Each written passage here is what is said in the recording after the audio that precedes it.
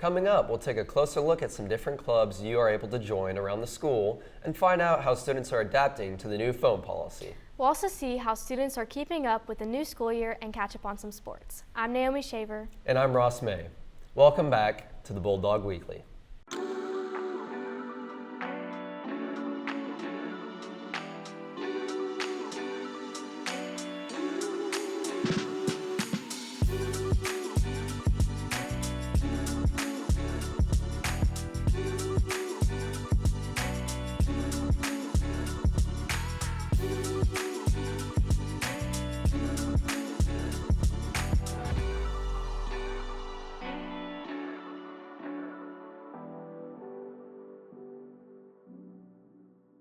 Welcome back to the Bulldog Weekly. Today is Monday, September 30th, and we've got a great show planned. Let's start with some local news. It's election season, and FHS TV has big plans to keep you updated. October 5th is the last day to register to vote, and if you'll be 18 by November 5th, then you're eligible to vote. Be sure to tune in to our episode of Breaking the Leash on October 21st, as it will feature interviews with candidates for local races, as well as more information on how to get involved in the voting process. That's all for local news. There will be an NCAA Parent and Student Information Night on October 1st.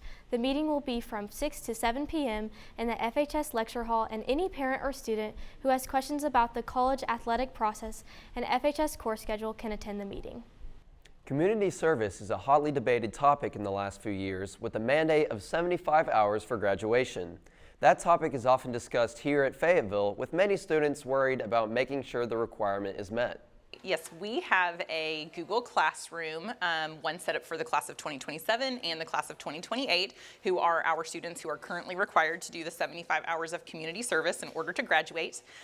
Students have had an opportunity to join that. If they are unsure about the join codes, we would gladly answer or send it to them if they email us. So we offer lots of hours. Ms. Randall and I, who are the volunteer coordinators here, every single month we are doing a lesson plan in advisory where students will have an opportunity to earn one community service hour in their advisory class. And then we are also offering dozens of other RTI sessions that students can sign up for voluntarily. We started last week, all in the span of an hour. We made flyers. Some of them are behind me right now.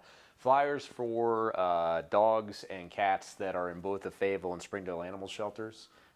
In the span of about 50 minutes, students accessed their websites and created either through Canva or they hand drew some of these flyers that you found that you see behind me. The plan is for this Friday to distribute these flyers around campus so that families, we have over 2,500 students on campus. Surely among those 2,500 families that we have several great candidates for shelter animals. Be sure to support Dog Crew and Student Council by buying a pin or ribbon during the week of home football and volleyball games. Ribbons can be purchased in room 1301 during advisory and will be available during lunch on Wednesdays in the cafeteria.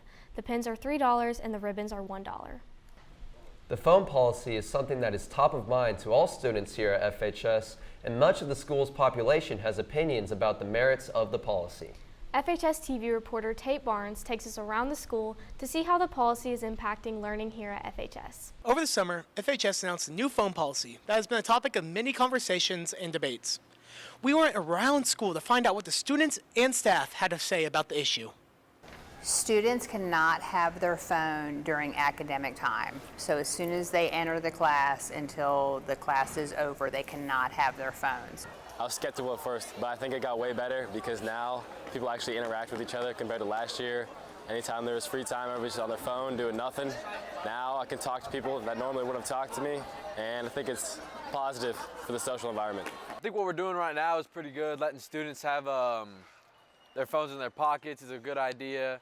Maybe not take it out during class, but I do agree that the pouches are not very essential.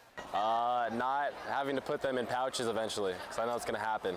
And I think it's kind of pointless. I feel like it's working really well right now. I haven't seen any drawbacks. I could see the potential drawback of having to police it, but I haven't experienced that in my class. Most students know that phones are a distraction, and they're glad to have some accountability and keep them away during the class time. I am fully supportive of the phone policy this semester. I think having phones away during class is the best thing for education, and I also think that students, by and large, are supportive of it. I hate it. I mean, because we don't usually always be on our phones. Sometimes we just look at the time, and sometimes when we trying to look at the time, we just can't because they just tell us to put our phone in the desk. Be sure to stay tuned for more info regarding the phone policy. I'm Tate Barnes with FHS TV. Back to the desk. Thanks, Tate, and we are glad to see the results of the policy so far this year. Yearbooks are already on sale, and this week they are being sold at the best deal yet. Please follow the link at the bottom of your screen to purchase your book at the best value. Contact Yearbook Advisor Stephen Teague if you have any questions. On September 20th, the SWAC opened the Bulldog fan store for the first time. The store will be open from 5 to 7 p.m. on varsity football home games, as well as Monday mornings from 8 to 9 a.m. Be sure to swing by to check out the brand new store. To get up-to-the-minute information on college deadlines, visits, and career speakers, follow the College and Career Office on Instagram.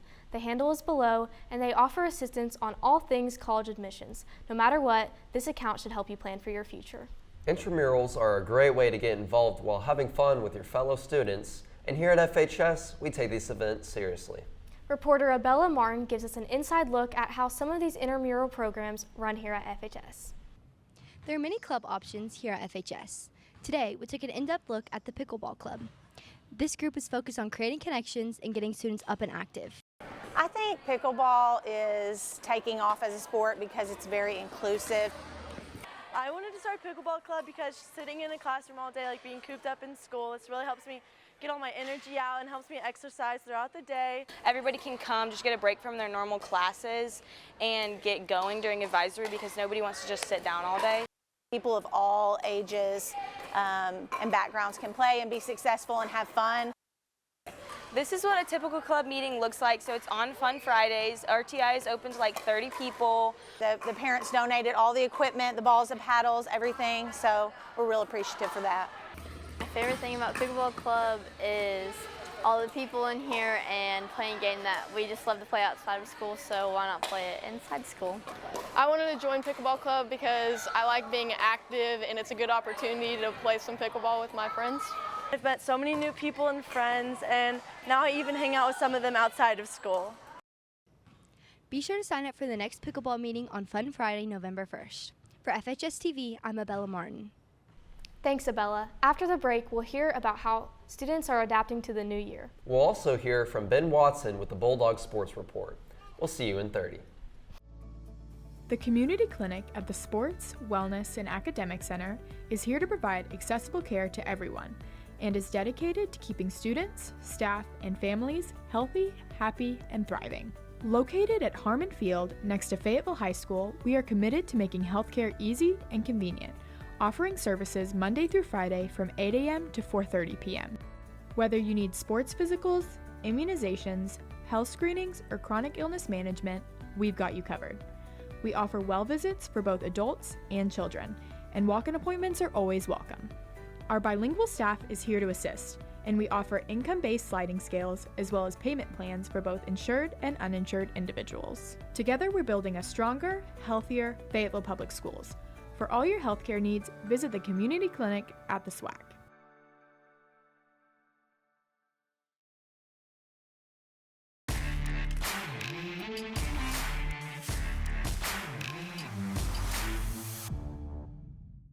Welcome back to the Bulldog Sports Report. The FHS volleyball team has picked up their season right where they left off. The Volley Dogs already have big wins over Bentonville, Harbor, and Rogers, with 4 home conference games still remaining. The football team is also off to a hot start, beating both Cabot and Broken Arrow on the road. Be sure to catch both teams in action this week as the Volley Dogs host Rogers on Thursday and the football team is away at Rogers on Friday. As always, come out and support your dogs. That's all for this sports report. I'm Ben Watson, back to the desk. With so many new ideas implemented this year at FHS, we took a step back to see how students are dealing with the higher level of security on campus. FHS TV reporter Rylan Qualls gives us a glimpse of how FHS keeps the building safe for all students and staff. With the new year, IDs are becoming more important than ever. You need your IDs to use the buses and elevators, enter the SWAC, and to enter the building. I strongly support the wearing of IDs and the accompanying yellow lanyards by students, just as I support the wearing of IDs and accompanying silver and purple lanyards by instructors and staff here at the school. It's an easy, visual, quick way to see who belongs here, where someone's supposed to be. And, you know, as I like to say, the fit ain't lit unless you check your neck. I think it's all right. It's the only thing the school can practically do, but I think there's a lot of things that can go wrong with it. Well, I hate that they're yellow. It doesn't really make a lot of sense because we're a purple school and yellow doesn't really go with anything and they're itchy, so they're just kind of ugly and uncomfortable. I also think it's weird that they're forcing us to have it, but if you lose it or you break it, you have to pay $5 to get more than one duplicate of it. Like, if a kid can't afford school lunch, how are they gonna afford an ID? It also just feels like a really, Band-Aid issue to a nationwide problem. If you lose your ID, you have to go to the office to get a new one. Every additional ID printed will result in a $5 fine. Thanks, Rylan. That's all we've got for this edition of the Bulldog Weekly. Don't forget to subscribe to our YouTube channel at FHSTV-Fayetteville High for all new shows and live events. And follow us on our Instagram at FHS Bulldog TV to stay up to date with all the news around the school and in the community. I'm Ross May. And I'm Naomi Shaker. We'll see you next time.